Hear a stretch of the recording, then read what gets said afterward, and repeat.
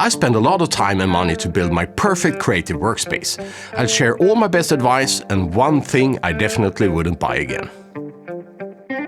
So in this video I will go over my entire creative workspace, all the things I picked and why, how I used them, and why I think some of them are just crucial for any serious content creator and videographer.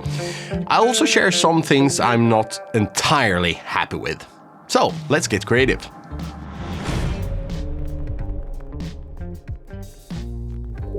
I just finished recording storage, the end of this video, so I wanted to sort of add this message from future me in a couple of hours. If you're an owner of one of these, a Mac Studio, or any other MacBook Pro or Mac Mini or whatever, there is a problem that you might not know about when it comes to Google Drive and Dropbox files.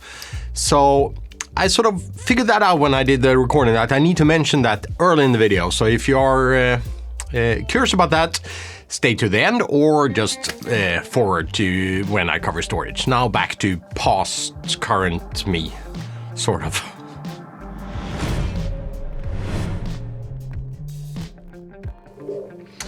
I actually think the desk is one of the least important things on our sort of creative workspace. If it's ergonomic, if it's big enough to fit all your electronics, and it looks the way you like, you're all set. Doesn't really matter what the brand you are using. Personally, I use an IKEA motorized desk, and I decided to go with an exclusive desk shelf system from Balolo. It's German, and as I'm in Europe, that was easiest with the shipping. If you're in the US, you would probably go with Grove Made.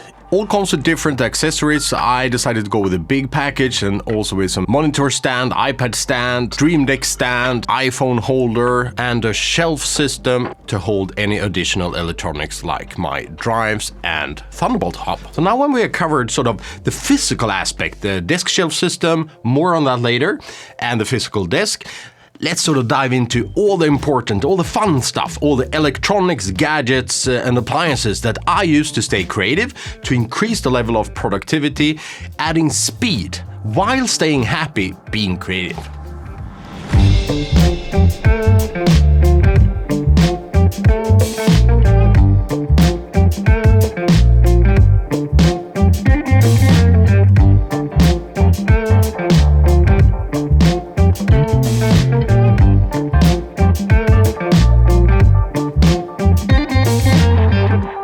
This, the BenQ Screen Bar Halo, or BenQ Halo, I can't even remember. The BenQ Halo is an amazing piece of tool for any editor, content creator, photographer, anyone working long hours at our desk. The benefit is that you can have darker in your room, which is really good when doing color grading. It's easier to get a good view of the colors of your monitor, but it's also make sure that you have light on your keyboard, on your mouse, on your working area. So we are saving the eyes, because otherwise you're gonna end up like me needing these. If you're a DaVinci Resolve editor like myself, the speed editor is really good. It saves me hours every month, especially when you sort of find out how you can work in the cut page, because the editor works in the edit space, but it really shines when you are in the cut page. Once you see how you can append all the clips, how you work with the speed editor, it's kind of hard to go back, and you will find that you save hours and hours and hours if you do a lot of editing. I also like the tactile feel of the jog wheel. You can decide sort of how sensitive it needs to be. And this will add a lot of speed sort of when trying to trim a clip or finding a perfect in and out for a clip. The Stream Deck is just one of those things. I have it hooked in here now, so I don't want to sort of jank out the cable. Yes, it's cable and not wireless. And the real benefit, if you don't know what a Stream Deck is, by the name say, I'm not a streamer. It's a device with OLED screens as buttons, so you can decide for icons. It's sort of variable into the application you use it for. So when I'm in Finder, my buttons understand that I'm in Finder, so it shows buttons connected to Finder. As soon as I jump into DaVinci, for example, it would show all the buttons I have connected to the application DaVinci. So with that, I can sort of have all the shortcuts and all the sort of the way I can increase speed and not going over menus tied to every single application. Lastly on the desk, I have the MX Master Series from Logitech. These 3 buttons are amazing. See if we can get some autofocus. Yes, there. Because you can shift your devices. So pressing 1, I have it connected to my computer, so I can just type, and then suddenly someone's texting me. I just press 2, that's my phone. Then I can type a text with it, and then I type 3, then that's my iPad. So I love it that you can control more than one device with the same keyboard. It's a time saver, and it also saves you from having more than one keyboard.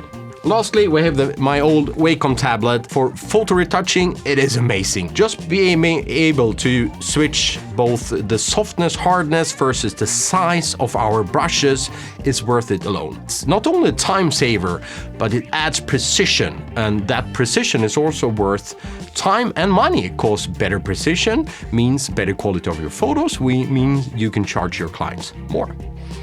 And I think that covers all the electronics, the good stuff on the desk. And we need to discuss storage, because I have added something that I just love.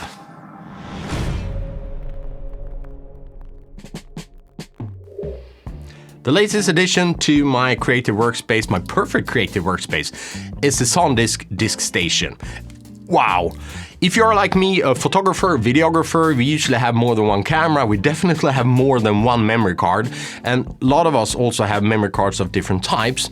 Wow, is that a time saver? Not only will it sort of give you the opportunity to load up to 4 memory cards at the same time, you can also load different types of memory cards at the same time. And have an external card reader that's 4 cards at the same time. Oh, wow. If you have ever worked as a professional, you know that time is money, and this thing saves time. It is insanely fast, and when you plug all those memory cards in at the same time, you can just copy them and get on with your life. So, wow. I don't regret buying it. Yes, it's quite expensive, but I calculated just after 3 events, professional events, so I got paid for them, it has paid for itself just by the time it saved me. With a message from the previous future me about the problem with Dropbox and Google Drive with any Mac user, my favorite thing currently is the Black Magnet Design CloudPod. It solves 2 issues. One, as a videographer, we can't have enough storage. So I bought the Black Magnet Design CloudPod to be able to cloud collaborate with Johan, an amazing videographer that you've probably seen on my channel at some times. It basically solves that we can share files with each other over the network, relaying on Google Drive or Dropbox, and DaVinci Resolve will see those files as local, and that's the good thing. So it bounces from, in this example, Johan's Drive to Dropbox and back to my CloudPod. That's nothing strange about that, and you just hook up a regular Thunderbolt or USB-C drive to that CloudPod. But here is the thing. After a previous security update of the Mac OS, we are not allowed anymore to store Dropbox files outside of the primary disk.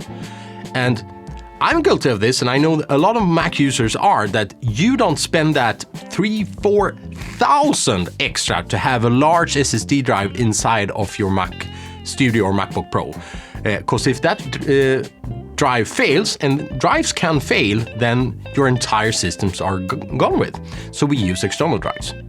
But with the Dropbox issue is that if we share files on our Dropbox, they are automatically saved on our primary disk.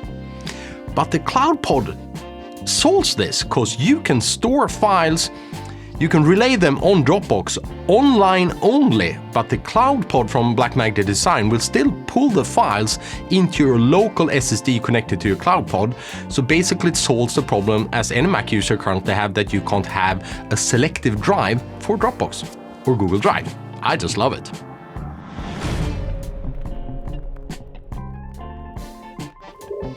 For sound, I use studio monitors. I use the Yamaha HS7. I just love those speakers. The only issue I have with them that they are too good and too clean.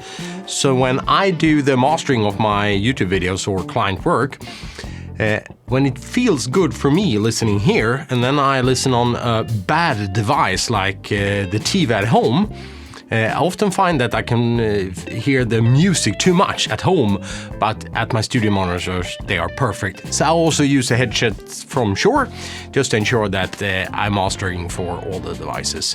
And that's my entire creative workspace. With this I can work with high-end clients, I can do YouTube, I can do a lot of things really quick without sort of reaching all over.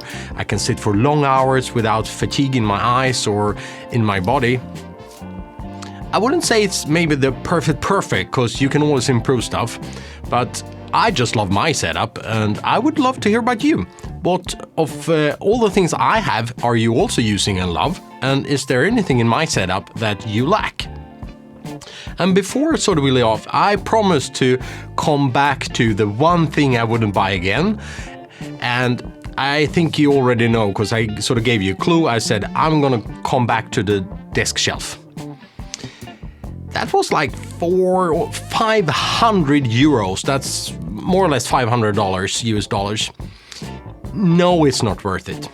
I love a well-organized desk, don't get me wrong. I hate cords, I hate a messy desk, but it's just too expensive. I understand that quality wood is expensive, to build a brand is expensive, but I'm sorry, it's not worth it. If I would do it again, I would probably just spend that extra money on a dedicated editor desk, or I would just buy a piece of wooden board and fit like 2 bricks underneath it. It just serves the same purpose for $50. But there are also other things that influence our life as a videographer, not only the desk, but the pre-production or post-production, or how we make our videos. And I think you can find valuable insights in this video.